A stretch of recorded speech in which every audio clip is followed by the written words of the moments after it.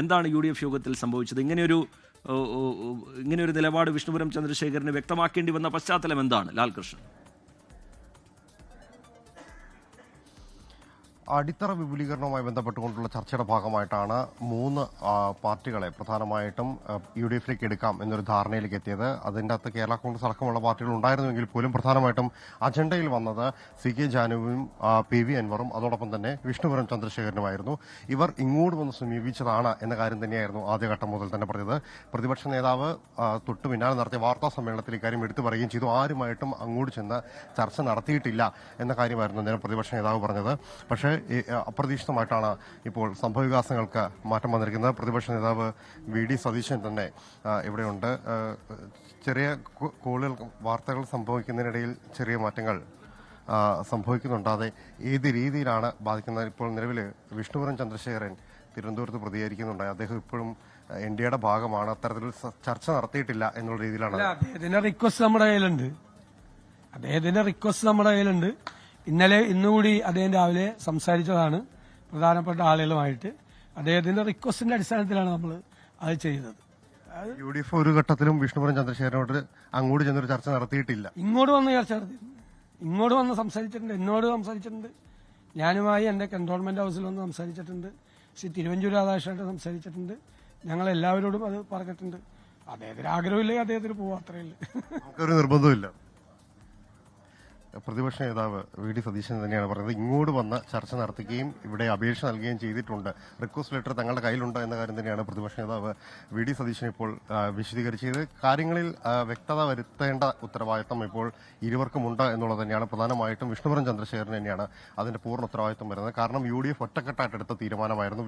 മുന്നണി വിപുലീകരണം എന്ന് പറയുന്നത് വെറും രാഷ്ട്രീയ പാർട്ടികളെ കൂട്ടുക എന്നതിനപ്പുറത്തോട്ട് ആശയപരമായി ഒത്തുചേരുക എന്നതാണ് എന്ന കാര്യമാണ്. ഈ ആശയക്കുഴപ്പത്തിൽ പ്രതിപക്ഷ നേതാവ് തന്നെ വ്യക്തത വരുത്തുകയാണ്. പ്രതിപക്ഷ നേതാവ് ലാൽകൃഷ്ണനോട് 24-ന്റെ പ്രതിനിധി ലാൽകൃഷ്ണനോട് സംസാരിക്കുകയായിരുന്നു. വിഷ്ണുപുരം ചന്ദ്രശേഖരൻ തന്നെയാണ് ഇങ്ങോട്ട് മുന്നണി പ്രവേശനം വേണം എന്നുള്ള ആവശ്യം മുന്നോട്ട് വെച്ചത്. ആ റിക്വസ്റ്റ് ഞങ്ങളുടെ കൈവശമുണ്ട്. ഇന്ന് രാവിലെ പോലും അതുമായി ബന്ധപ്പെട്ടുള്ള ആലോചനകൾ നടന്നു. മുതിർന്ന നേതാക്കളെ UDF-ലെ കോൺഗ്രസിലെ മുതിർന്ന നേതാക്കളെ വിഷ്ണുപുരം ചന്ദ്രശേഖരൻ ബന്ധപ്പെട്ടിരുന്നു. അതിൽ താനും തിരുവഞ്ചൂർ രാധാകൃഷ്ണനും ഉണ്ട് എന്ന കാര്യം കൂടി പ്രതിപക്ഷ നേതാവ് 24-നോട് സ്ഥിരീകരിക്കുകയാണ്. ഇപ്പോൾ ഉമേഷ് ബാലകൃഷ്ണൻ കൂടി തിരുവനന്തപുരത്ത് നിന്ന് വിവരങ്ങളുമായി ചേരുന്നുണ്ട്. ഉമേഷ്, ഈ പ്രതിപക്ഷ നേതാവിന്റെ വാക്കുകൾ നമ്മൾ കേട്ടു. അതിൽ അദ്ദേഹം പറയുന്നു UDF നേതൃത്വത്തെ വിഷ്ണുപുരം ചന്ദ്രശേഖരൻ സമീപിക്കുകയായിരുന്നു.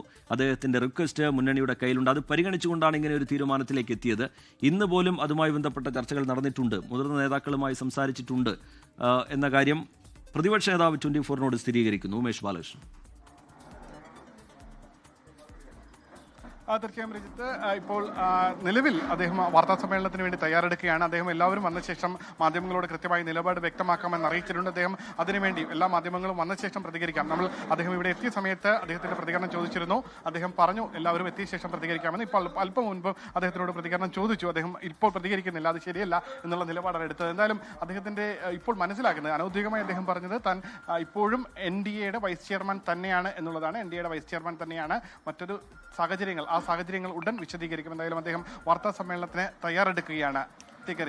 ശരി, വിഷ്ണുപുരം ചന്ദ്രശേഖരൻ എന്താണ് പറയാൻ പോകുന്നത് എന്നുള്ളത് നമുക്ക് കേൾക്കാം. അല്പസമയത്തിനകം തന്നെ അദ്ദേഹത്തിന്റെ വാർത്താ സമ്മേളനം ഉണ്ടാകും. നേരത്തെ ഉമേഷ് ബാലകൃഷ്ണനോട് വിഷ്ണുപുരം ചന്ദ്രശേഖരൻ പ്രതികരിച്ചത് ഈ വാർത്താ സമ്മേളനത്തിൽ കാര്യങ്ങൾ വ്യക്തമാക്കാം എന്നുള്ളതാണ്.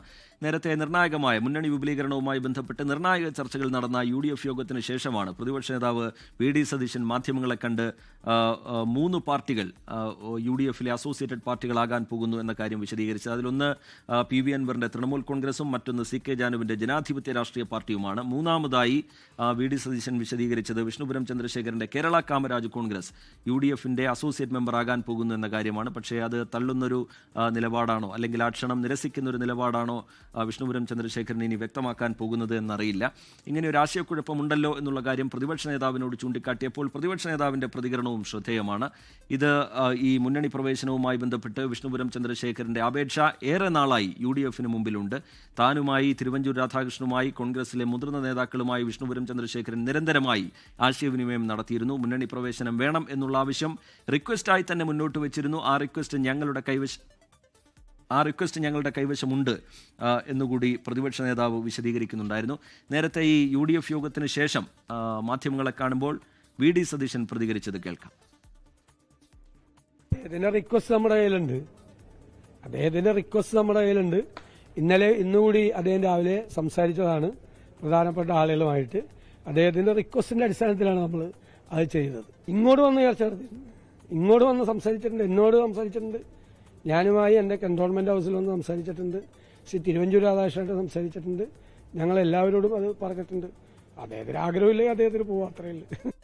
ലോകത്തെവിടെയായാലും ഏത് സമയത്തും 24 വാർത്തകളും ഓഗ്മെന്റഡ് റിയാലിറ്റി പാക്കേജുകളും എക്സ്പ്ലെയിനറുകളും വിശദമായി കാണാൻ ഞങ്ങളുടെ യൂട്യൂബ് ചാനൽ നിങ്ങൾക്ക് സബ്സ്ക്രൈബ് ചെയ്യാം.